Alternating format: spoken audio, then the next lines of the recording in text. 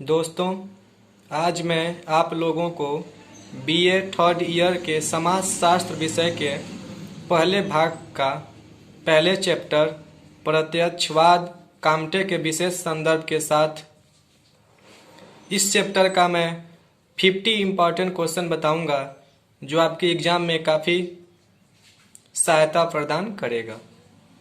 चलिए शुरू करते हैं। क्वेश्चन नंबर 1, अगस्त कामटे का संबंध किस देश से है? तो दोस्तों, अगस्त कामटे फ्रांस के रहने वाले थे। अगस्त कामटे के पुस्तक का नाम बताइए। ऑप्शन है positive philosophy, social manifesto, sociology. तो इसका आंसर होगा पॉजिटिव फिलॉसफी, क्योंकि सोशल मैनिफेस्टो कार्ल मार्क्स ने लिखा था और सोशियोलॉजी हर्बर्ट स्पेंसर ने। आगे बढ़ते हैं। क्वेश्चन नंबर 3, अगस्त कामटे का संबंध किस विचारधारा से है? तो दोस्तों, ऑप्शन है प्रत्यक्षवाद, आदर्शवाद, इतिहासवाद, समाजशास्त्रवाद। इसका आंसर होगा प्रत्यक्षवाद। दोस्तों, अगस्त कामटे ने 3 विचारधाराओं का प्रतिपादन किया था: धार्मिक, तात्विक और प्रत्यक्षवादी। धार्मिक तात्विक तो इस ऑप्शन में है नहीं, सिर्फ प्रत्यक्षवाद है, इसीलिए प्रत्यक्षवाद ही सही होगा। क्वेश्चन नंबर 4, अगस्त कामटे के विचारों पर किस क्रांति का प्रभाव था? ऑप्शन है 1947 की क्रांति, फ्रांस की राज्य क्रांति 1789 और अमेरिका की स्वतंत्रता संग्राम। इसका आंसर होगा फ्रांस की राज्य क्रांति जो 1789 में हुई थी। ओके। क्वेश्चन नंबर 5, त्रिस्तरीय सिद्धांत का नियम किसने प्रतिपादित किया था? तो दोस्तों, अभी ऊपर हमने बताया कि अगस्त कामटे ने 3 विचारधाराओं का प्रतिपादन किया था: धार्मिक, तात्विक और प्रत्यक्षवादी। इसी को त्रिस्तरीय नियम का सिद्धांत भी कहते हैं। तो ऑप्शन ए सही हो जाएगा, अगस्त कामटे। अगस्त कामटे ने कौन सी पुस्तक लिखी थी? ऑप्शन है the positive philosophy, the positive politic, दोनों। तो आंसर होगा दोनों। इन दोनों किताबों को कामटे जी ने लिखा था। क्वेश्चन नंबर 7, कामटे एक नई समाज व्यवस्था का निर्माण निम्न में से किसके आधार पर करना चाहता था? ऑप्शन है नैतिक एकता, सामाजिक एकता, मानवता का नया आधार। तो दोस्तों, इसका आंसर होगा नैतिक एकता और मानवता का नया आधार। इन दोनों के आधार पर कामटे जी ने समाज व्यवस्था का निर्माण करना चाहे थे। ओके, आगे बढ़ते हैं। क्वेश्चन नंबर 8, समाजशास्त्र में प्रत्यक्षवादी दृष्टिकोण उस व्यवहार पर विशेष महत्व देता है जिसे ऑप्शन है मूल्यांकित किया जा सके, परीक्षण किया जा सके, समझा जा सके और प्रत्यक्ष रूप से अवलोकित किया जा सके। तो दोस्तों, इसका आंसर होगा प्रत्यक्ष रूप से अवलोकित किया जा सके। ओके, आगे बढ़ते हैं। क्वेश्चन नंबर 9, कामटे ने जीव घटनाओं को कितने भागों में बांटा है? तो दोस्तों, कामटे ने जीव घटनाओं को 2 भागों में बांटा है। आगे बढ़ते हैं।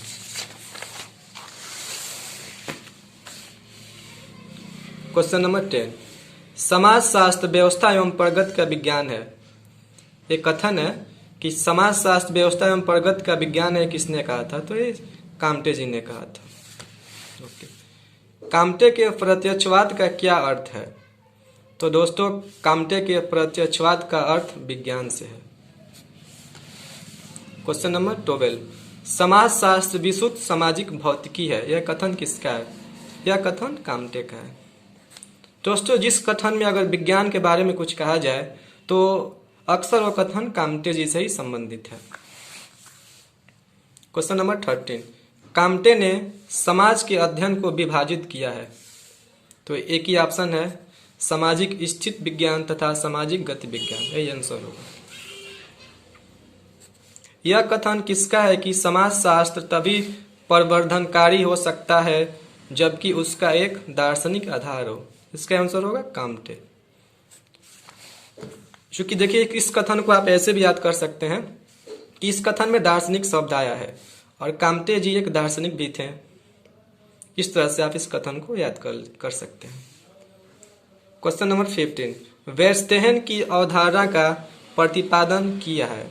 कौन किसने किया है? तो ये मैक्स वेबर ने किया था। ओके, क्वेश्चन नंबर 16, प्रत्यक्षवाद की विशेषता है। ऑप्शन है निश्चित नियम, सामाजिक घटनाओं के लिए उत्तरदायी है, वास्तविक ज्ञान, वैज्ञानिक दृष्टिकोण। इसका होगा उपर्युक्त सभी। ये तीनों जो है ऑप्शन है, यह प्रत्यक्षवाद की विशेषता है। ओके, क्वेश्चन नंबर 17, काम्टे ने विज्ञानों के वर्गीकरण के लिए सिद्धांत का उल्लेख किया है। ऑप्शन है निर्भरता का वृद्धि क्रम, घटती हुई सामान्यता और बढ़ती हुई जटिलता।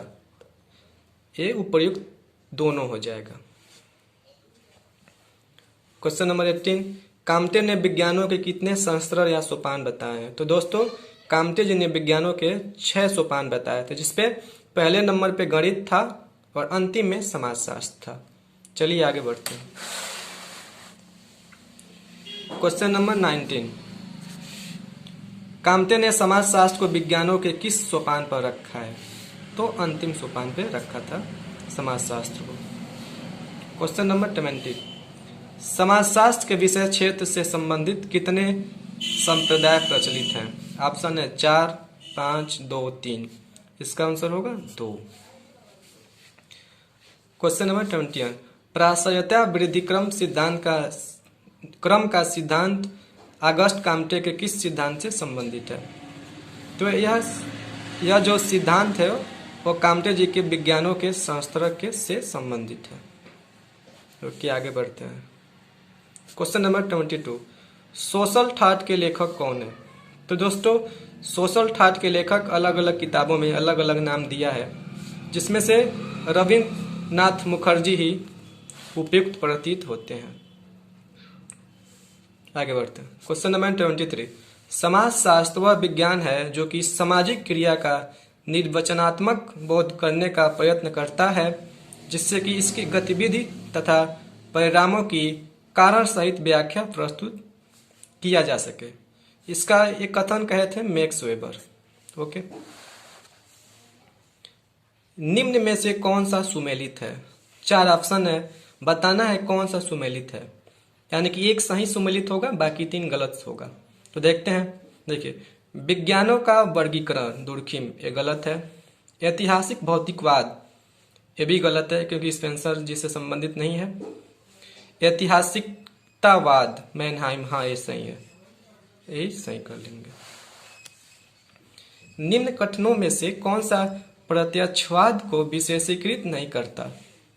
पहला है प्रत्यक्षवाद मानव जीवन का प्रारंभ बिंदु है, यही नहीं करेगा, बाकी ये तीनों करेंगे। आगे बढ़ते हैं।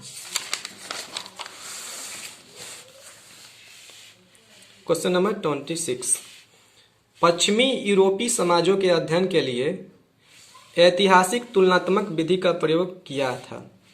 तो किसने किया था? ये दुर्खिम ने किया था। क्वेश्चन नंबर 27,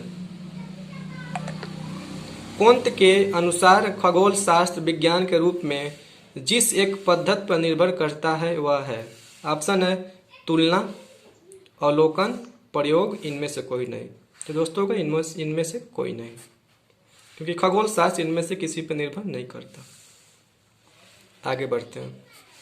निम्न विज्ञानों में से किसे कोंत द्वारा प्रस्तावित विज्ञानों के वर्गीकरण में 6वां स्थान प्राप्त है? तो समाजशास्त्र को सबसे अंतिम यानी कि 6वां स्थान प्राप्त है। 6 सोपान था, समाजशास्त्र सबसे अंतिम में था। क्वेश्चन नंबर 29, समाजशास्त्र क्या है?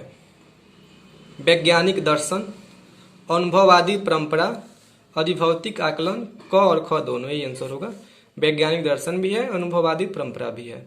ओके, क्वेश्चन नंबर 30, निम्न विज्ञानों में से किसे कोंत द्वारा प्रस्तावित विज्ञानों के वर्गीकरण में 5वां स्थान प्राप्त है? तो दोस्तों यहाँ पे 5वां स्थान जो प्राप्त है वो जीव विज्ञान को प्राप्त है। ओके, क्वेश्चन नंबर 31, चिंतन की 3 अवस्थाओं का नियम किसने दिया था? तो एक कोंत ने ही दिया था, अगस्त काम्टे ने दिया था, जिसे कोंत भी कहते हैं। क्वेश्चन नंबर 32, कौन प्रत्यक्षवादी सिद्धांत के सबसे निकट है? तो दुर्खिम सबसे निकट है। निम्न विज्ञानों में से कौन सा कोंत के अनुसार एक दूसरे के सापेक्ष सबसे कम सामान्य और सबसे अधिक जटिल विज्ञान है, तो ये समाजशास्त्र है। क्वेश्चन नंबर 34, औद्योगिक क्रांति का प्रारंभ हुआ, तो ऑप्शन है इंग्लैंड और फ्रांस, तो होगा फ्रांस। फ्रांस से ही औद्योगिक क्रांति का प्रारंभ हुआ था। आगे बढ़ते हैं। क्वेश्चन नंबर 35, निम्न विज्ञानों में से कौन सा कोंत के अनुसार मात्र प्रायोगिक पद्धति पर निर्भर करता है? ऑप्शन है जीव विज्ञान, भौतिक विज्ञान, रसायन विज्ञान। तो रसायन विज्ञान जो है यही सही होगा। क्वेश्चन नंबर 36, प्राकृतिक और सामाजिक विज्ञानों के बीच अंतर, अन्वेषक के संज्ञानात्मक आशय उत्पन्न होते हैं, यह किसका विचार है? तो दोस्तों यह विचार काम्टे जी ने ही दिया था। देखिए इस कथन में भी विज्ञान आया है, तो आप इससे भी आइडिया लगा सकते हैं। क्वेश्चन नंबर 37, निम्न में से कौन सी एक विज्ञान की विशेषता नहीं है? ऑप्शन है प्रयोगशाला, मूल्यांकन, सामान्यीकरण और स्थानीयता। तो स्थानीयता जो है यह विज्ञान की विशेषता नहीं है। आगे बढ़ते हैं। क्वेश्चन नंबर 38, समाज के अध्ययन में काम्टे ने किस परिप्रेक्ष्य का प्रयोग किया था? ऑप्शन है संरचनात्मक परिप्रेक्ष्य, ऐतिहासिक परिप्रेक्ष्य। तो ये सही होगा, संरचनात्मक परिप्रेक्ष्य। ओके। क्वेश्चन नंबर 39, मानवता का नया धर्म शब्द के साथ किसका नाम जुड़ा है? तो इस शब्द के साथ कोंत का नाम जुड़ा है। क्वेश्चन नंबर 40, कोंत का प्रत्यक्षवाद सम्मिलित नहीं करता है। ऑप्शन है निरीक्षण, तुलना, परीक्षण, अवबोध। तो अवबोध को जो है कि प्रत्यक्षवाद सम्मिलित नहीं करता है। क्वेश्चन नंबर 41, छात्र जीवन में काम्ट का आदर्श कौन था जिसे काम्ट आधुनिक सुकरात कहा करते थे? ऑप्शन है हाफ्स, मैकियावेली, बेंजामिन फ्रैंकलिन। तो ये होगा Benjamin Franklin. Okay. Question number 42, August Comte किस राजनीतिक विचारधारा व्यवस्था के समर्थक थे? ऑप्शन है राजतंत्र, लोकतंत्र, अधिनायक तंत्र, कोई नहीं। तो ये होगा लोकतंत्र, क्योंकि ऑगस्ट काम्टे जो है वो लोकतंत्र व्यवस्था के समर्थक थे और इनके पिताजी और इनके घर के लोग राजतंत्र व्यवस्था के समर्थक थे। आगे बढ़ते हैं। क्वेश्चन नंबर 43, प्रत्यक्षवाद चिंतन जगत का वह आंदोलन है जो जगत की व्याख्या पूर्ण रूपेण अनुभव के आधार पर करता है। तो दोस्तों एक कथन है, बताना है किसने कहा था। तो ऑप्शन ए मार्टिनडल, ख डुर्खिम, ग काम। तो यही होगा मार्टिनडल ने कहा था। क्वेश्चन नंबर 44, काम्ट के अनुसार समाजशास्त्र एक है। तो काम्ट जी के अनुसार समाजशास्त्र क्या है बताइए? अमूर्त विज्ञान, मूर्त विज्ञान दोनों। तो काम्ट ने समाजशास्त्र को अमूर्त विज्ञान कहा था। Okay. Question number 45, August Comte द्वारा प्रयुक्त पॉजिटिविज्म शब्द किस शब्द पर आधारित है? तो ये शब्द ऑप्शन है पॉजिटिव, पैसिसिव, पॉजिटिव, इनमें से कोई नहीं, तो ये पॉजिटिव होगा। क्वेश्चन नंबर 46, प्रत्यक्षवाद का संबंध घटनाओं के निरीक्षण, उनके विश्लेषण तथा उनके पारस्परिक संबंधों को नियमित करने वाले नियमों की खोज करने से है। तो दोस्तों एक कथन है, इसका आंसर बताना है। ऑप्शन है रोलिन चैम्बलिन्स, एमंड एरो, काम्टे। इसका आंसर होगा एमंड एरो। क्वेश्चन नंबर 47, प्रत्यक्षवाद विचार की एक प्रणाली है जो सार्वभौमिक रूप से स्वीकार की जा सकती है। तो दोस्तों ये भी कथन है, आपको बताना है इसका आंसर कौन है। ऑप्शन है रोलिन चैम्बलिस, मार्टिनडल, मैकडूगल। तो इसका आंसर होगा रोलिन चैम्बलिस। क्वेश्चन नंबर 48, काम्ट द्वारा प्रयुक्त पॉजिटिविज्म के मौलिक शब्द पॉजिटिव का क्या अर्थ है? ऑप्शन है बुद्धि पर आधारित, तथ्य या अनुभव पर आधारित, पुस्तकीय ज्ञान पर आधारित। तो दोस्तों ये होगा बुद्धि पर आधारित। ओके। 49, काम्टे के अनुसार प्रत्यक्षवाद निम्न में से क्या है? ऑप्शन है धर्म है, नहीं विज्ञान है, धर्म है, राजनीति है, उपर्युक्त सभी। तो होगा उपर्युक्त सभी। क्वेश्चन नंबर 50, काम्टे की विचारधारा का सार तत्व क्या है? ऑप्शन है राजनीतिक व्यवस्था की समस्या, सामाजिक व्यवस्था की समस्या, धार्मिक व्यवस्था की समस्या। तो यह होगा सामाजिक व्यवस्थाओं का समस्या, जिसमें कामते की विचारधारा का सार्थक सामाजिक व्यवस्था की समस्या है। ओके, तो दोस्तों ये था 50 इम्पॉर्टेंट क्वेश्चन, और इस चैप्टर में अभी और क्वेश्चन है, तो मैं अगले वीडियो में उसको कवर करूँगा। धन्यवाद।